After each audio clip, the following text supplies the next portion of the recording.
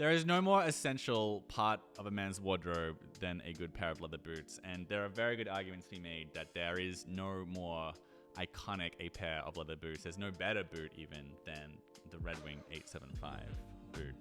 This pair here has been thoroughly worn for like almost a year by... Yeah, not over a year. Yeah. I've had these for a while and really put them through their paces. And, you know, when a boot like this, you know, comes along that we have to review, yeah, we can talk about the fashion, we can talk about the history, we can talk about the leather, but this is a boot that thousands of guys wear as their daily work boot. They wear it to job sites, they wear it to construction sites, they wear it to factories, they put it through their paces. So we would be remiss if we didn't really take a pair of boots like these and put it through its paces and, you know, not just review it aesthetically, but really see what they're made of. So this is Troy, my good friend and occasional co-host, Troy Barmore. Hello. These are his boots he's had for over a year now. I have actually reviewed Red Wing Moc myself. It was the second video I think I ever did, maybe the third. And your first pair of boots, right? And they were my first pair of Goodyear welted boots. So this channel does have it has an old, but you know, these boots are always made the same. I have an old but very good review of a 3-year-old pair of Moc, but those are the charcoal pair, and there was just something missing. I couldn't have this channel about boots and well-made clothing and footwear without doing the Red Wing 875. This is the most iconic Red Wing boot. Actually, we did a video with a bunch of staff members of Red Wing store in New York City. When we named what were the best Red Wing boots, you can read it up there. You can see the video, I mean, and they all agreed this is the most iconic Red Wing. You immediately see this quality of leather, you see this color of leather rather, and you know that that's a Red Wing leather. Yeah. Like that immediately makes you think of Red Wing. Yeah. So this review, Troy's gonna take the reins here because these are his boots he's wearing. But I wanted to come in just to say this is Troy. He's allowed on camera. He is here. I've invited him to come. I've invited him to review these. These are his boots. While I've spent the year wearing a zillion. He can't get me to leave. Yeah. Well, I've spent the last year like wearing a zillion different boots for a bunch of different reviews. Troy has been dedicated putting in the yards on the Red Wing 875 so that he could really bring you a very thorough review. You want to take it from here, Troy? Let's go. All right, okay. Off I go. The iconic 875. Now, the word iconic gets thrown around a lot, and while there are certainly a handful of boots deserving of the word, Red Wing Iron Ranger, Wolverine 1000 Mile, the Alden Indy boot, just to name a few, when it comes to a true work boot, few styles have as much history as the 875 Classic Moc. It's a boot that you are equally as likely to see on a job site as you are on an Instagram post. The Red Wing Moc toe didn't start out with its current configuration. According to Red Wing themselves, the Classic Moc was first made in 1952, though just prior to that, the company released the Irish Setter hunting boot, named as such for its orange-toned leather. As the story goes, 2 years later, the traditional heel was swapped out for a softer crepe sole in order to make a hunter's footsteps softer and quieter throughout the brush. But this stealthy outsole had the benefit of being much more comfortable for long workdays. Thus, the workwear mainstay was born, and apart from a few small tweaks, the boot would remain largely unchanged for the next 70 years. Now, as a result, the 875 and its near relations have become a mainstay work boot for decades. Regardless of whether you are in a metalworking shop, a construction site, any number of municipal job sites in the city, you are likely to see at least one pair of Red Wing Moc toe boots. So, talking a little bit about the leather and the construction of the 875. Red Wing has a reputation for using very sturdy, high-quality leathers. That reputation is well earned considering that Red Wing owns their own tannery, SP Foot Tanning Co. in Red Wing, Minnesota, the same place that these boots are built. So the Classic Moc comes in a bunch of different leathers depending on, the time of year. Sometimes they offer limited colorways.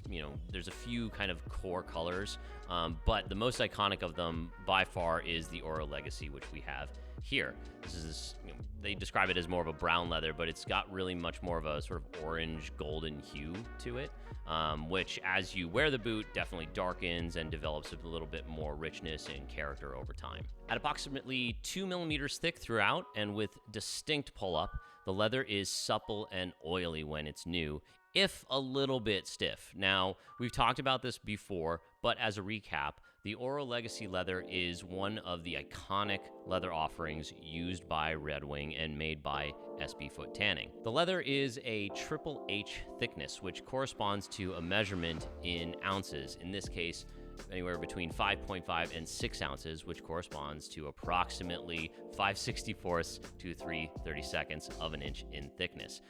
It can get a little bit confusing, but the takeaway here is that it's a nice, thick, robust leather. Because of the color and the clarity, if you will, the leather shows every blemish and scar that would appear on the actual animal's hide. This means a lot of quality control work to make sure that the leather they actually end up using in these boots is nice and uniform. Now, because of all of that effort and detail that goes into making this leather itself, it's used very sparingly. It's a fairly rare leather relatively to the rest of SB Foot and Red Wing's offerings, so you're not going to see this leather offered in their entire range of boots. It's a little bit more, exclusive. It's a little bit more special for a boot like the 875. The stitching throughout the upper is absolutely fantastic, with tidy, even rows and even a rock-solid 3-row Puritan stitch along the vamp. The tongue is nice and gusseted pretty much all the way to the top of the laces, increasing its water resistance. Now, gusseting a tongue can sometimes make a boot a little bit uncomfortable to break in, especially when it's new. This is very much the case with like the White's Perry boot, which we've reviewed elsewhere. I'm sure there'll be a link to it somewhere.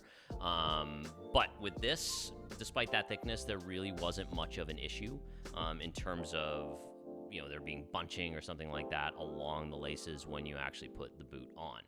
Now, the toe box of the boot is lined with a thin piece of very smooth leather, but the rest of the interior of the boot is unlined. And that rough interior it's not dreadfully abrasive, as it sometimes can be with certain Red Wing leathers. We're looking at you, the Iron Ranger. But apart from aesthetics, the primary difference between lined and unlined boots is going to be how hot the boot actually gets, unlined allowing a little bit more breathability than the lined variations. The grain within the boot is instead nice and grippy, which is further enhanced by the leather heel cup, which helps kind of keep your foot from slipping around and moving around too much as you're breaking in that leather footbed. Now, don't get me wrong, blisters certainly aren't out of the question with this boot. Some people say that it is a pretty tough one to break in, though relative to other boots, personally, these really didn't have much of a tough break-in terms of blisters, and certainly not as bad as I expected them to be. But don't let that fool you. The break-in period overall for the Classic Moc is still no easy task, and this is largely due to the 5mm thick vegetable tan leather insole. Now, while 5mm might not sound like that much, it actually really is. That veg tan piece is stiff as all get out and really takes some time to begin to take the mold of your foot. After I'd say about 2 or 3 weeks of consistent, pretty much daily wear, the leather begins to compress and mold to the shape of the bottom of your foot, and then you can really start to sink into that cork midsole. Now, it's worth noting that this boot does not have a shank.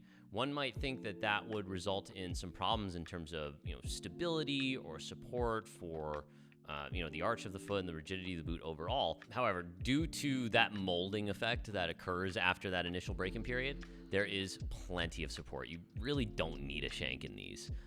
And from there on out, the boots become pretty darn comfortable and supportive thanks to that thick crepe outsole, which Red Wing refers to as traction tread.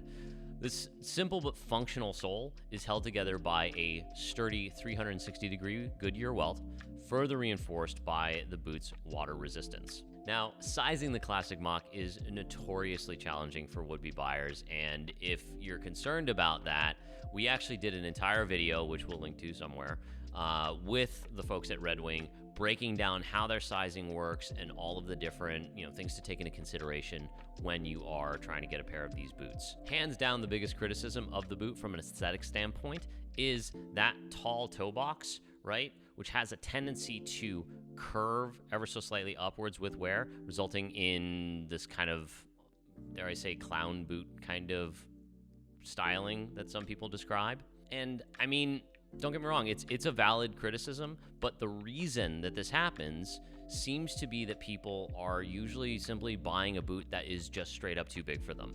Now, because of where your actual foot sits in the boot, if your foot is back here and it starts to curl up more, it's because your foot isn't actually giving pressure all the way out through the front of the boot. Whereas if it's actually properly sized to you, you don't get very much of that big curl as you otherwise would. The technical term for this is apparently toe spring.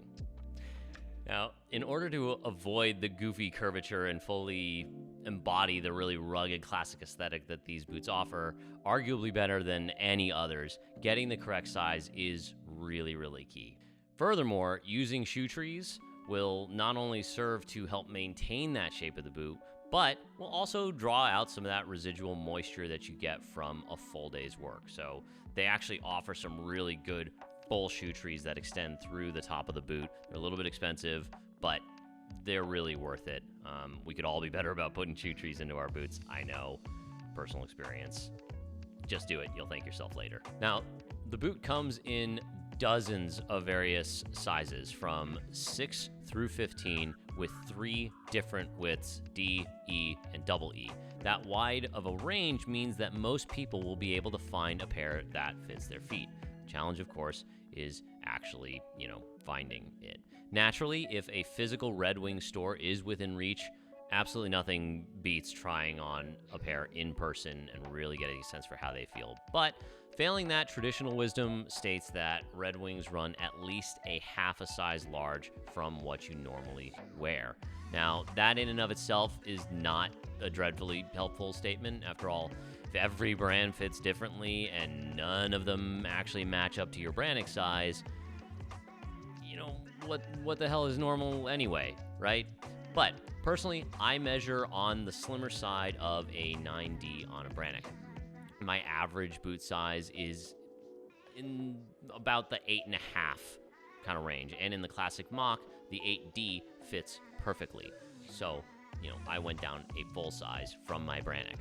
Now, I tend to personally like a little bit more of a snug fit in my boots overall, so just take that for what you will and plug it into your consideration. Moving on to some pros and cons. Now, in the pro section, first and foremost, you can't argue that these are the most iconic style, perhaps, of any Red Wing boot on offer. Accept no imitations, these are the OG mock toe work boot. Any other boot that looks like this is just trying to look like this. And that's not to say that they're not also great boots. There are some other really excellent options out there at a variety of price points, which we'll talk about later. But those other boots are trying to be this, and there's no getting around that. Additionally, the build quality throughout is just fantastic. I mean, the stitching, the construction, there's no bits of glue. Even on mine, there really weren't any loose threads to speak of. It was very top notch, which when you're talking about a company as big as Red Wing, that's not necessarily a given. Sometimes when you have a company pumping out a lot of product, stuff sneaks through. And, when I took these, at the very beginning, they really were pretty beautiful. And as you can see, I've definitely put them through their paces and put some good wear on them. I've conditioned them a couple of times. So if I was going to start seeing some of those threads pop in or coming off or something along those lines, I would have expected to see it by now. So just overall, really pretty top-notch build quality. Additionally, they're actually pretty lightweight throughout, despite that build quality. Now, some boots that you see, and even boots of this styling, like the White's Perry, for example, that we did a review on a little while back, is a significantly heavier, bulkier boot, and there doesn't really seem to be a need for that, right? Like, these are as robust and sturdy as it could possibly have. They have probably the thickest vegetable tan insole of any boot I've ever certainly worn. One of the thickest vegetable tan insoles on the market. But despite that, they're not oppressively heavy. It doesn't feel like you're walking around with weights around your ankles, which throughout a very long, hard day, if you are using these as a work boot, that's going to add up and generally, contribute to your fatigue. Now, they are also very easily resolable thanks to that water-resistant 360-degree Goodyear weld. One of the primary kind of criticisms that you can have of a crepe outsole is that they can wear down a little bit more quickly than, a leather outsole or, a day-night outsole or Vibram, whatever outsole. But I find that these actually have held up pretty well to, some fairly regular use, city walking, things like that. They really haven't worn down that much. But if they do, it's a pretty straightforward process with a decent cobbler to get them resoled. And then you don't have to go through that brutal break-in process all over again. And then perhaps chief among them, the fact that these are made in the U.S. using U.S. materials. I mean, that really is typically very important to certainly our audience.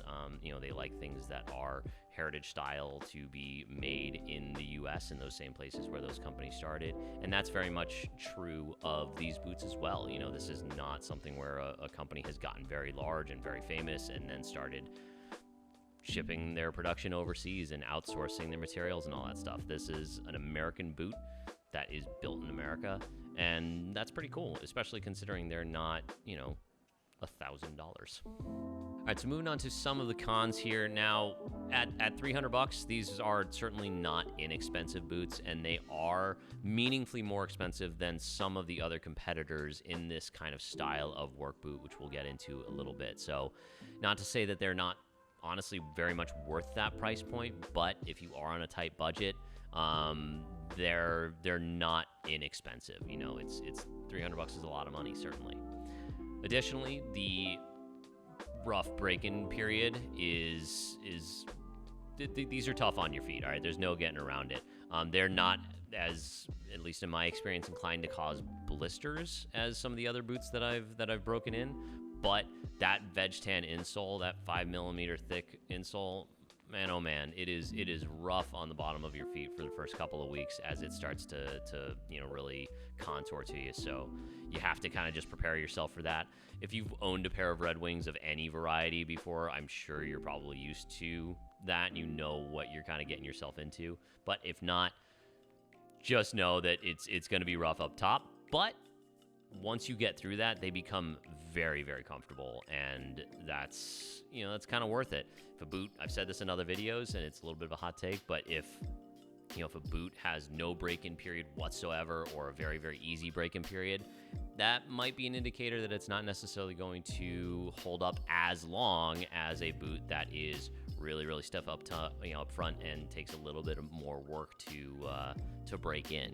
Those materials, there's a direct relationship there. So moving on, this isn't necessarily a con for everyone, but that kind of more orange toned leather and the taller toe box profile, it's not for everybody, and that's perfectly fine. I will say when the boot is brand new, the leather is definitely more orangey than I would personally prefer, but with some wear and with some real kind of use and abuse, and certainly once you condition them, they do darken up and get this nice, rich kind of cognac-y tone to them, which is really, really nice. Now, if you want to kind of hasten that process a little bit, you can always hit them with some oil earlier on, mink oil, neat's foot oil, something like that to darken it up. But again, I will say when they're brand new, they're already pretty oily to begin with. So I would say just embrace it, be patient and let them develop that natural patina on their own, because it will be very worth it when it gets there. All right, finally, perhaps the biggest challenge that people face with these boots is just that difficulty in sizing. If you look on Instagram at hashtag Mocs and Socks, you will see dozens of photos of people in 875s that are just too big for them, and you're getting that curly toe box and it just looks goofy and large. So, if you can, obviously go try on a pair in person. If not, check out our video to help on sizing. And if you get a pair and they're just a little bit too big, exchange the size. It's worth it in the long run. And if you get a size that is really properly fitted to you, they are fantastic. So at $300, the Red Wing Classic Moc is certainly one of the more expensive, but not the most expensive mock toe work boots on the market.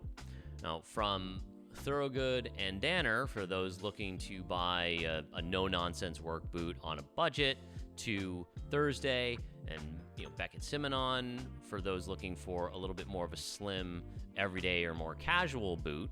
There are plenty of choices that fall well below the Red Wing's price point. Now, there are plenty of boots out there that look a bit like the Red Wings or that take inspiration from the Red Wings. But that's the thing. All those other boots on the market exist in response to the Red Wings, right? You see, the Red Wing Classic Moc is very well made, durable, and a functional boot. In terms of the materials, construction, and care that goes into making these boots, there is no doubt that the price is justified.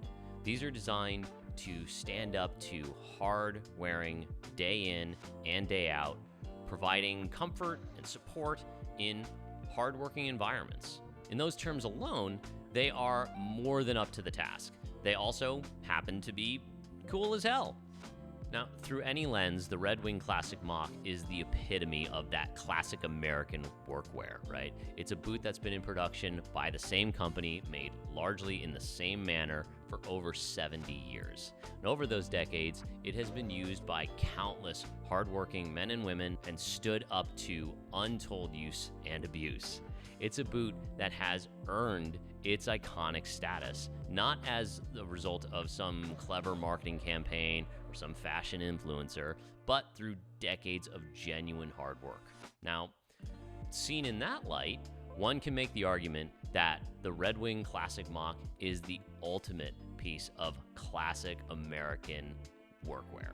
It's not trying to look like the real deal, like it's rugged or like it's classic. It doesn't need to try, because it is the classic. And that does it for my review of the Red Wing 875 Classic Moc Toe boot. What do you think? Do you own a pair of these? Do you own one of the competitors and they make you perfectly happy and stand up to your needs? Let us know in the comments below. Make sure to like and subscribe to all of Stridewise's other content. We're gonna have a lot more reviews on boots and leather goods and all sorts of good stuff coming up.